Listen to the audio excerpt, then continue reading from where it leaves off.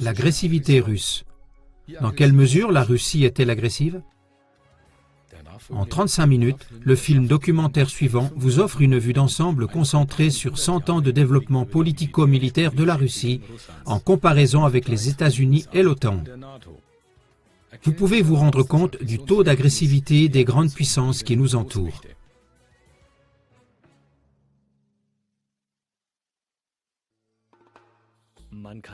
On ne peut comprendre l'histoire du monde dans son passé, son présent et son développement futur que lorsqu'on a compris qu'en plus de nos systèmes sociaux visibles tels que la politique, l'économie, la science, l'armée, la religion, etc., il existe aussi des groupes secrets et leurs systèmes qui fonctionnent de manière cachée. Ils ont une influence puissante, ils déterminent la direction à tous les niveaux et donc ils règnent et gouvernent sans que la population mondiale travaillant dur ne les remarque, encore moins ne les connaît. Ce sont des groupes qui, depuis longtemps, contrôlent les flux financiers mondiaux avec beaucoup d'habileté et exercent ainsi une influence sur tous les pays du monde. Ils manipulent toute la sphère politique, toutes les armées, tous les systèmes économiques, toutes les sciences, toutes les cultures, les religions, les idéologies et plus encore. Ils sont invisibles à l'œil nu. Pendant des siècles, ces groupes ont secrètement élaboré des stratégies et des plans pour dominer le monde entier. Dans leur conscience, ils n'appartiennent à aucune nation ni aucune race de ce monde. Le monde lui-même est leur centre d'intérêt. Ils ne veulent pas diriger un village, une ville ou un pays, pas même un ou deux continents. Ils aspirent à la domination ultime du monde. Et pour atteindre cet objectif impensable, ils ont élaboré dès le début des plans pour que leur organisation secrète puisse avoir le contrôle de toutes les nations de la Terre. Pour ces globalistes, les différents pays et continents ne sont rien d'autre que des terrains de jeu sans âme sur leur plateau de Monopoly. Les peuples qui travaillent dur sont simplement intéressants et utiles pour eux, mais totalement insignifiants sur le plan éthique et moral. Leur pensée ne correspond donc pas à celle du commun des mortels. Habituellement, le commun des mortels ne pense pas plus loin que le bout de son nez. Mais ces manipulateurs, organisés en sociétés secrètes, pensent en décennies et en siècles. Pour pouvoir contrôler une seule grande puissance, ils sacrifient sans sourciller des pays entiers et des cultures entières. Mais pour contrôler tous les pays et toutes les grandes puissances de ce monde, ils n'hésitent pas à tous les déstabiliser au préalable. Ils organisent ainsi le chaos, les menaces fictives, les guerres et la terreur de toutes sortes.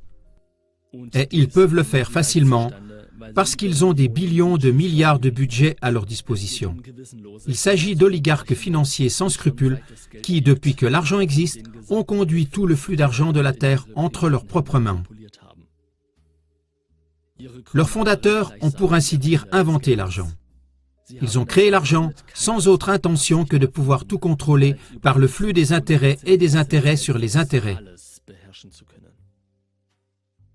Puisque les hommes d'État lui ont aussi emprunté de l'argent, cette société secrète de l'argent et de l'économie a librement manipulé à volonté nos politiciens et nos dirigeants visibles. Leurs organisations influencent tous les pays du monde depuis plusieurs centaines d'années. Résumons jusqu'ici. On ne peut comprendre la rétrospective de l'évolution politico-militaire mondiale des 100 dernières années que si on comprend qu'il existe des oligarques organisés en sociétés secrètes qui pensent stratégiquement en siècles. Pour pouvoir gouverner les peuples de la Terre, ils planifient la destruction stratégique de toutes les petites et grandes puissances dans des processus qui durent des décennies, voire des siècles. À certains moments, ils planifient les destins des nations comme les 3 guerres mondiales qui ont été clairement esquissées en 1871 par Albert Pike, un franc-maçon du 33e degré. Premièrement, une première guerre mondiale qui doit servir à renverser la Russie tsariste, une seconde guerre mondiale qui doit aider à fonder l'État d'Israël et à renforcer le communisme, une troisième guerre mondiale qui doit commencer par des controverses entre les dirigeants musulmans et le sionisme politique. Le reste du monde, cependant, doit être entraîné dans ce conflit jusqu'à l'épuisement complet à tous les niveaux. C'est le plan satanique dévoilé en 1871 par Albert Pike, franc-maçon du 33e degré et sataniste. Ainsi, par l'intermédiaire de leurs vassaux rémunérés, ils infiltrent toutes sortes de gouvernements et de systèmes dont ils ont entrepris d'assujettir les pays stratégiquement et systématiquement. Par leur gestion de la terreur, ils commencent à déstabiliser de l'intérieur des pays entiers en organisant toutes sortes de problèmes, de chaos et de désespoir. Parce que la population active avait une confiance enfantine et donc naïve envers le gouvernement et leur système, ces stratèges mondiaux ont pu se permettre de réaliser de grands scénarios avec les peuples, des scénarios gigantesques pour effrayer les nations. En font même partie des grands soulèvements populaires, des révolutions, des préparatifs de guerre, des alliances militaires, des sanctions et bien d'autres choses encore. Donc si une alliance militaire, un pacte militaire s'établit autour d'un pays, cela ne veut pas dire que la menace annoncée contient le danger qu'elle représente. Permettez-moi de vous donner un exemple. Si ces gens ont l'Europe dans leur ligne de mire, c'est-à-dire s'ils veulent mettre toute l'Europe sous leur domination, ils ne procéderont pas de manière aussi grossière qu'au bon vieux temps lorsqu'ils nous ont attaqués, nous, Européens, avec un visage sombre et des massues. Ils préfèrent donc, d'un point de vue stratégique, nous gagner d'abord en tant que partenaires pour piéger, disons, des amis. Pour ce faire, ils commencent à infiltrer toute la Russie. Car la Russie, elle aussi, en tant que puissance mondiale rivale, fait obstacle à leurs prétentions de domination mondiale. Dans ce cas, il serait encore plus impossible de se présenter grossièrement une massue à la main. C'est pourquoi la Russie doit d'abord être secrètement déstabilisée et affaiblie de l'intérieur. Tout d'abord, on infiltre en Russie des ambassadeurs bien intentionnés, des modèles économiques prometteurs et bien d'autres choses. Tout se passe secrètement et de l'intérieur. La Russie est délibérément divisée, déstabilisée par la mauvaise gestion, les idéologies, les révolutions de toutes sortes, jusqu'à ce que le monde entier panique devant la Russie. C'était le prélude stratégiquement planifié pour briser la puissance de l'Europe.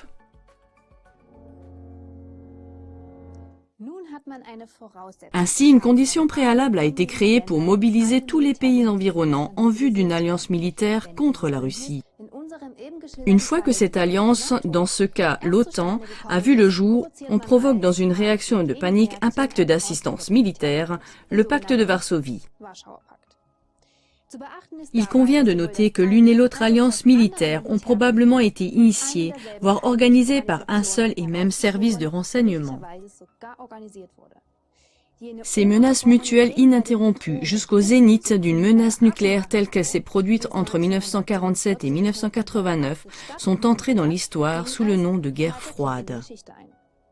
C'était tout aussi intentionnel, parce qu'aucun citoyen de la Terre ne voudrait expérimenter comment ce monde est englouti par une boule de feu nucléaire. C'était le plan. Ce frisson dans le dos, cette peur de la mort chez tous, cette guerre froide. On envoie alors stratégiquement un apôtre russe de la paix, provenant bien sûr des cercles des sociétés secrètes nommées ci-dessus, apôtre qui réussit devant un monde tremblant à dissoudre de nouveau l'alliance du bloc de l'Est, qui est une menace sur le plan militaire. Une nouvelle merveille du monde a eu lieu. Presque du jour au lendemain, toute l'Union soviétique s'effondre sur elle-même et un jalon a été posé. La Russie a été déstabilisée et on peut donc alors s'attaquer progressivement au deuxième objectif stratégique, mais toujours prioritaire, à savoir la conquête européenne prévue dès le départ. Ceux qui avaient réussi à infiltrer la Russie s'installent maintenant à Bruxelles et s'orientent stratégiquement avec l'ensemble de l'Europe vers l'asservissement définitif de la Russie, ennemi maléfique. Et bien sûr, ils n'expliquent pas à Bruxelles que fondamentalement ce n'était pas la Russie, mais eux-mêmes qui étaient la menace rouge. Les mêmes sociétés secrètes qui, autrefois, affaiblissaient et déstabilisaient la Russie de l'intérieur, cherchent maintenant à détruire définitivement depuis l'extérieur la Russie en tant que grande puissance. Aujourd'hui, les acteurs mondiaux ont en même temps entre leurs mains l'Europe et la Russie, une situation gagnant-gagnant classique, mais seulement pour les stratèges globaux, seuls et entre eux. Désormais, ses compagnons sans domicile feront jouer d'abord les deux grandes puissances que sont la Russie et l'Europe l'une contre l'autre. L'OTAN, composée de la plupart des pays européens autour de la Russie, qui en fin de compte doit également être affaiblie et soumise, devrait maintenant aussi mener la Troisième Guerre mondiale. Troisième Guerre mondiale qui, depuis l'époque de Mazzini, est sur l'agenda des alliances secrètes évoquées.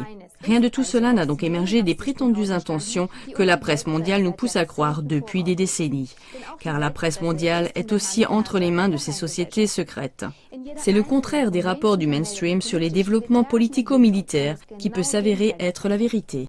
Pour saigner à blanc des pays, aucun sacrifice n'est trop grand pour des stratèges globaux. Aucun peuple et aucune culture ne comptent. Aucun sacrifice de peuple, de culture n'est regrettable. Après ces considérations préliminaires indispensables, nous examinons maintenant l'histoire des adhésions de l'OTAN, c'est-à-dire l'élargissement à l'Est d'un point de vue susmentionné. Nous sommes au moment très stratégique où la première œuvre préparée d'avance a été réalisée, où la Russie a été affaiblie de l'intérieur et dénigrée de l'extérieur comme ennemie du monde.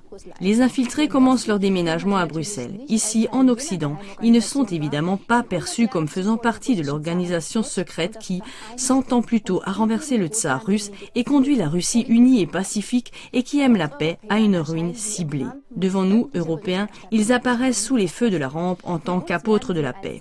Nous les célébrons comme des sauveurs de la dernière minute. Ils entrent comme des rédempteurs dans la pensée et dans le Parlement européen sous le son de la fanfare de l'unification des peuples. Adhésion à l'OTAN, élargissement à l'Est. En 1999, sous la direction du franc-maçon du 33e degré, Mikhail Gorbatchev, la Russie a permis la réunification de l'ancienne République démocratique allemande, RDA, avec la République fédérale d'Allemagne, RFA. C'est ainsi que la Russie a rendu possible l'adhésion de la Nouvelle-Allemagne dans son ensemble à l'OTAN. La Russie a retiré ses troupes de la République démocratique allemande. Comme seule contre-valeur, Gorbatchev exigeait qu'il n'y ait plus d'expansion de l'OTAN vers l'Est. L'administration américaine et l'Allemagne l'ont promis dans un esprit fraternel. Cependant, peu après le retrait des troupes russes, l'OTAN a commencé son expansion vers l'Est sous la domination des États-Unis. En d'autres termes, sa politique d'encerclement de la Fédération de Russie. Voici à quoi cela ressemblait. Dès 1997, moins de 7 ans après cette promesse, l'OTAN a entamé ses premières négociations d'adhésion avec la Pologne, la République tchèque et la Hongrie. Et à partir de 1999, ce qu'on appelle l'élargissement à l'Est de l'OTAN a commencé, c'est-à-dire les premières adhésions à l'OTAN qui violaient ce contrat. À ce stade, l'observateur neutre se place dans la position de la Russie et se demande s'il perçoit le nouveau partenaire américain davantage comme un ami ou comme un agresseur, alors qu'il installe son expansion de l'OTAN, contraire au contrat, directement aux portes de la Russie. Le 12 mars 1999, la Pologne, la République tchèque et la Hongrie ont adhéré les premiers à l'OTAN. Et la Russie, précédemment vidée de sa substance, a regardé à nouveau, comme au bon vieux temps d'avant, son infiltration, sans réaction agressive. Cela a évidemment encouragé l'administration américaine à poursuivre les négociations d'adhésion à l'OTAN aux portes de la Russie.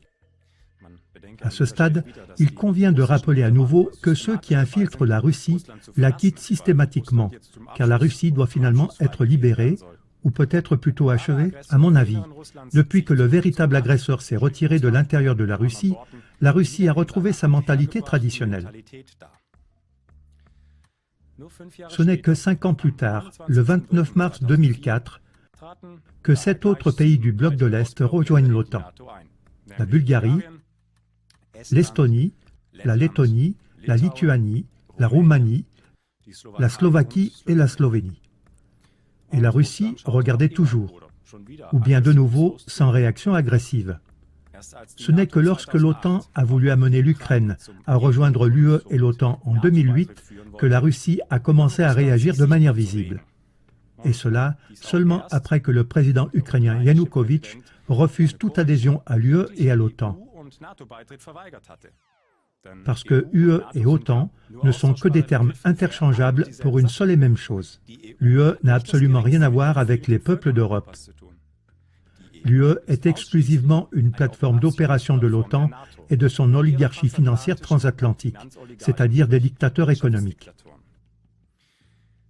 Ainsi, lorsque Yanukovych a refusé d'adhérer à l'UE-OTAN, Il a été très rapidement destitué en 2014 par une opération américaine sous faux pavillon. Et on a mis à sa place Porochenko, un candidat favorable à l'UE-OTAN.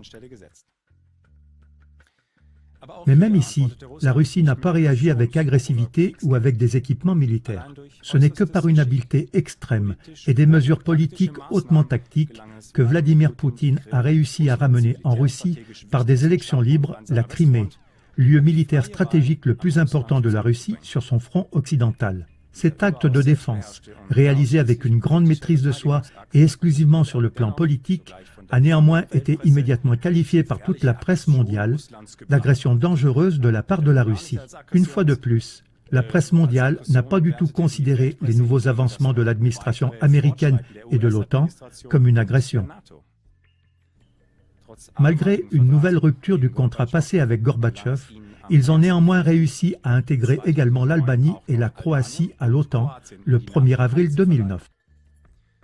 Et la Russie est restée silencieuse à ce sujet, sans agressivité. Enfin, le 5 juin 2017, l'OTAN, sous contrôle américain, a également saisi le Monténégro, un État des Balkans. Voici une fois de plus un aperçu de ce qu'on appelle l'élargissement à l'Est, c'est-à-dire des adhésions à l'OTAN violant le contrat établi. 12 mars 1999, Pologne, République tchèque, Hongrie. 29 mars 2004, Bulgarie, Estonie, Lettonie, Lituanie, Roumanie, Slovaquie, Slovénie. 1er avril 2009, Albanie, Croatie. 5 juin 2017, Monténégro. Tandis que la Russie est condamnée dans la presse mondiale et dans les médias du mainstream d'une manière tout à fait unanime comme un État agresseur et belliciste, comme cela vient d'être mentionné, la Russie s'est comportée de manière totalement non agressive. Par contre, l'administration américaine, au cours des 231 années de son existence, depuis 1776, a mené plus de 220 guerres d'agression, d'intervention militaire ou a été impliquée dans des actions belliqueuses de même type.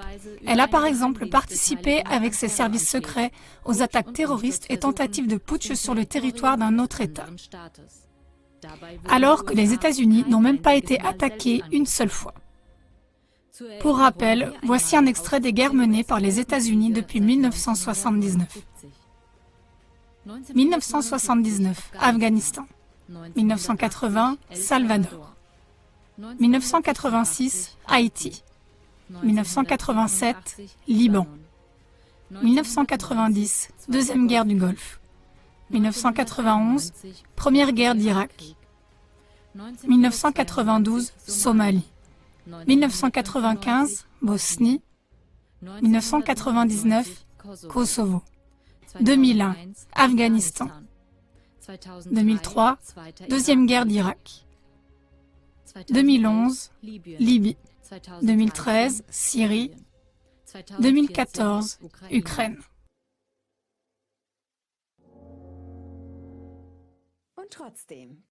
Et pourtant, la presse mondiale dénonce comme agresseur la Russie et non les États-Unis, qui ont plus de 220 guerres à leur actif.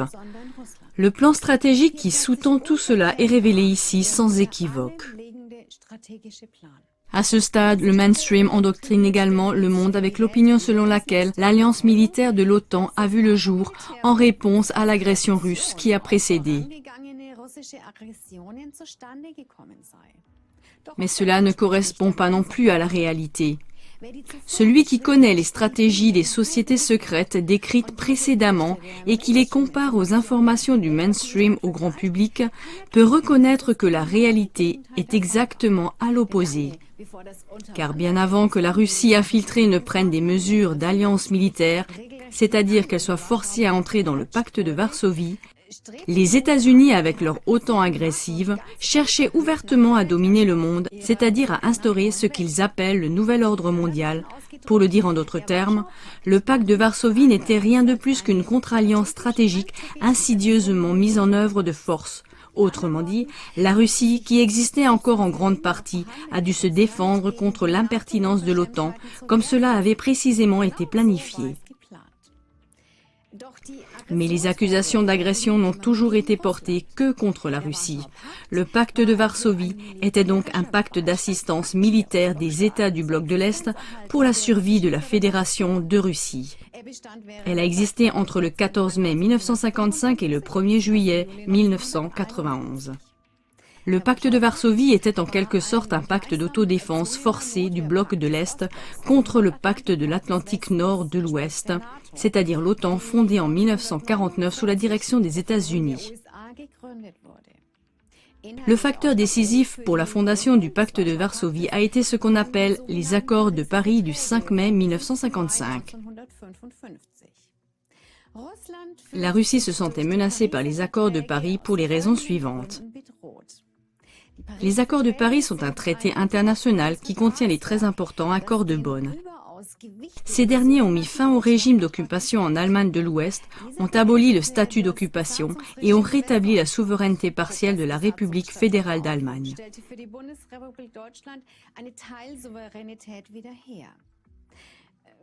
Mais qui a rédigé ces accords de Paris qui menaçaient la Russie ?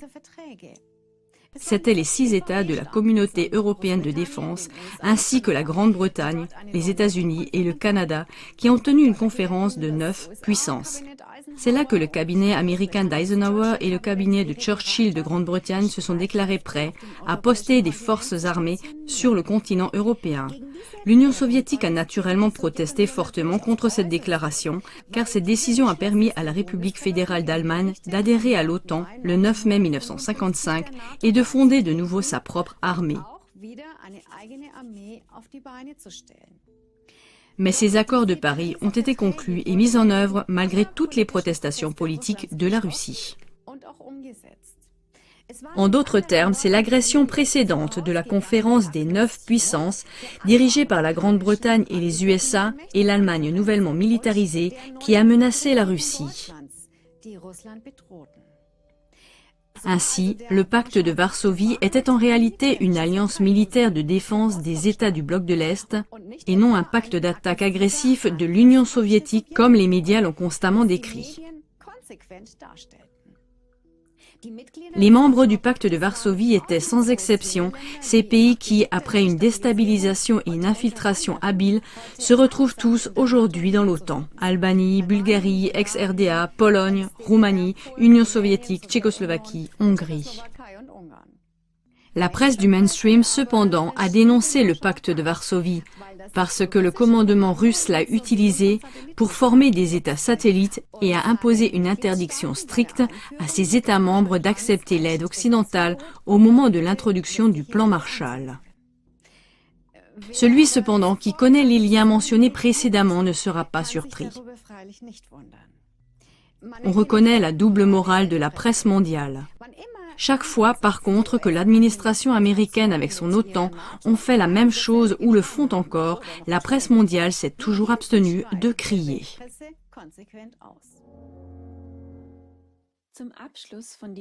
Pour finir cette rétrospective de 100 ans, nous rappelons la première partie du présent documentaire.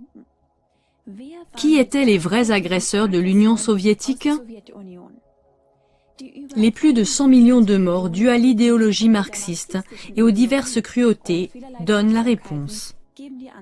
La Russie a été infiltrée et déstabilisée en 1917 selon le même modèle que l'Ukraine en 2014 ou lors des printemps arabes et de toutes les révolutions de couleur, etc.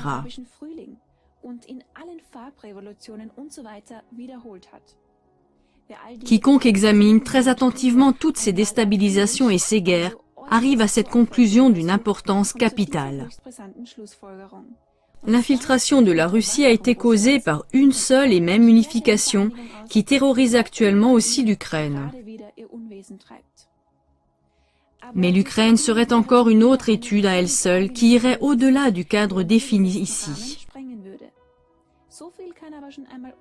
Mais une chose peut être déclarée sans l'ombre d'un doute. Les tireurs de ficelles, qu'il s'agisse de l'infiltration russe de 1917 ou de l'Ukraine en 2014, sont tous issus d'une seule et même alliance secrète politico-religieuse.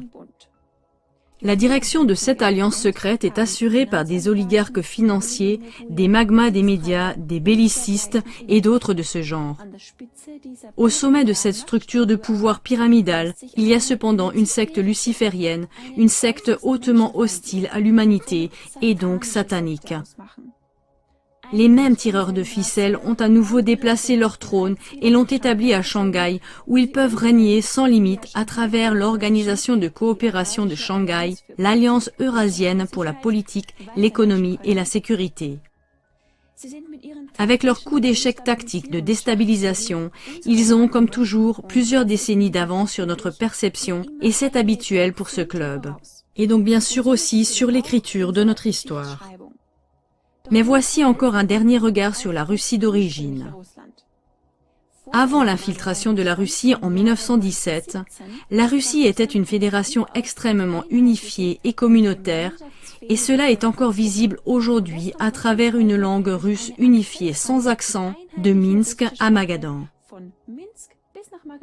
La Russie était auparavant un organisme vivant de peuples avec une unité incomparable malgré sa grande diversité de peuples.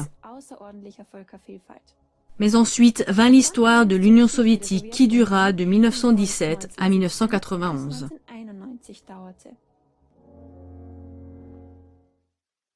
Elle a commencé en 1917 avec la révolution d'octobre des bolcheviks sous la direction du marxiste Vladimir Ilitch Lénine, alias Vladimir Ilitch Ulyanov, et s'est terminée avec la déclaration d'Alma-Ata du 21 décembre 1991.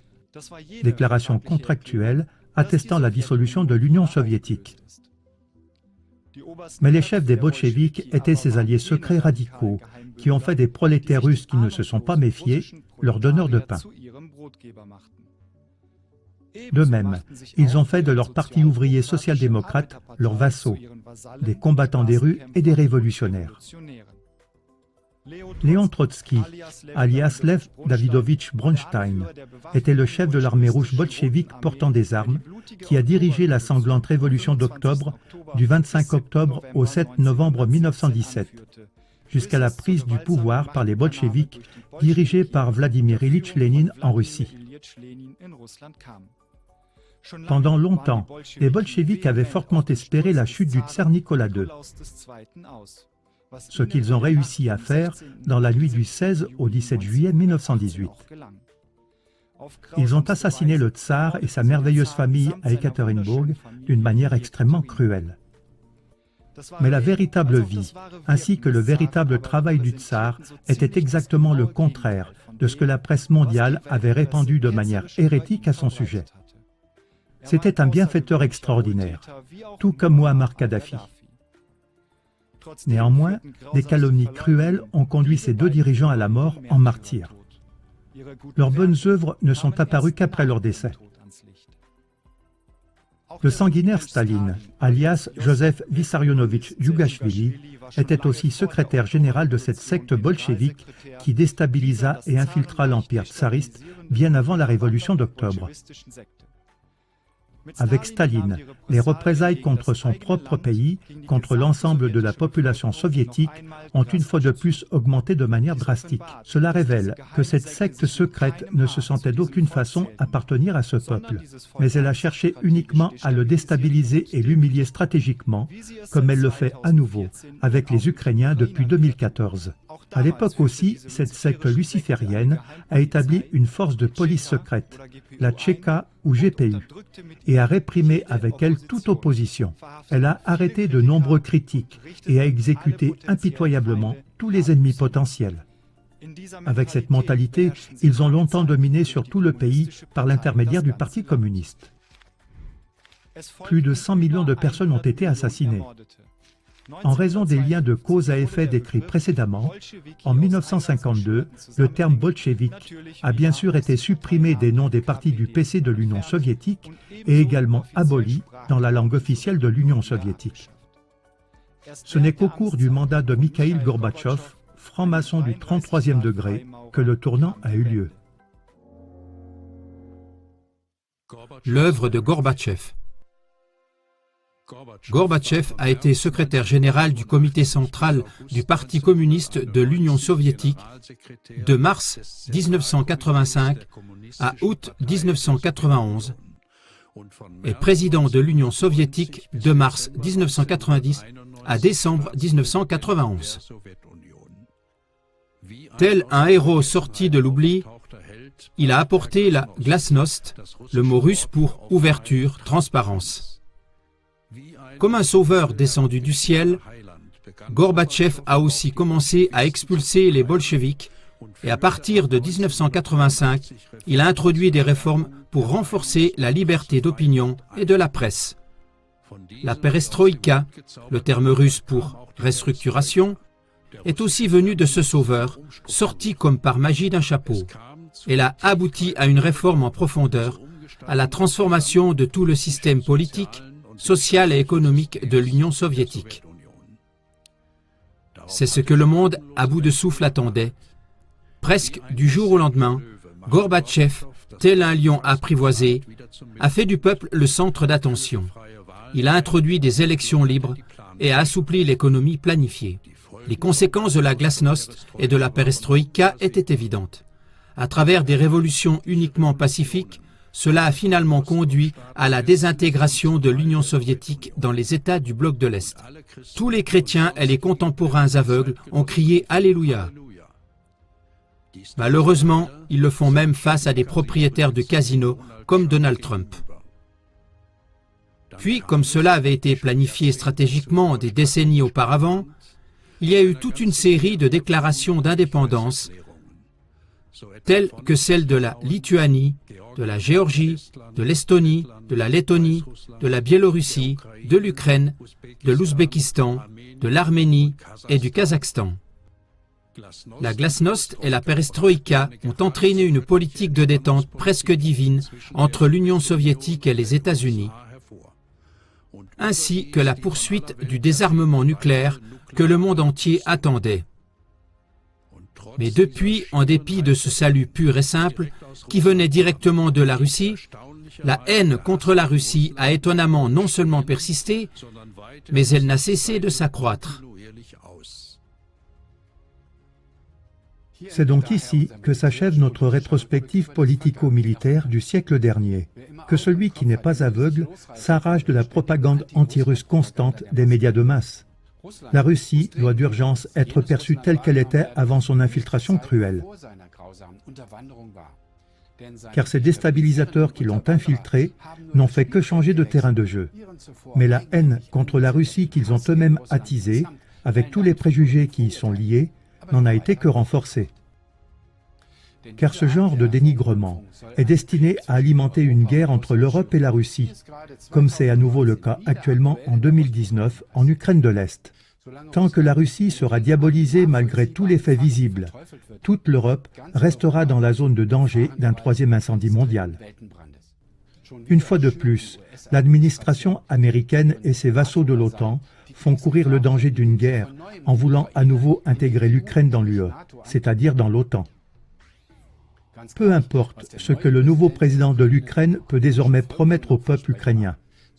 Tant que ce système bolchevique, qui réapparaît finalement sous un nouvel habit et qui existe donc toujours, ne sera pas dévoilé et aboli, pas un seul président ne sortira de son propre peuple indépendant. Dans tous les pays que les États-Unis et l'OTAN ont déstabilisés après la chute des présidents, seules les personnes choisies sont en réalité proposées au vote libre. Ces élections prétendues libres et démocratiques, qui ont été très bien accueillies par les médias, constituent donc la plus grande tromperie politique actuelle. Conclusion. Les agresseurs d'une méchanceté indescriptible tiennent l'humanité actuelle dans leur emprise de fer et ils luttent sans merci pour leur propre domination du monde. Mais on est à l'aube du jour où les peuples apprennent à voir à travers ce sinistre jeu et pour une fois à renverser ces dirigeants autoproclamés, ces fonctionnaires privés qui foulent tous les droits des peuples.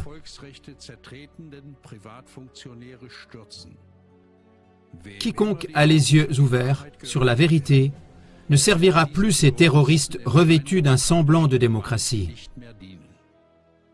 Mikhaïl Gorbatchev a reçu le prix Nobel de la paix en 1990 pour sa politique de réforme. Ce prix ne pourra à l'avenir être décerné qu'à ceux qui, sans hypocrisie stratégique, rendent à la communauté internationale sa paix, sa joie et sa force véritable.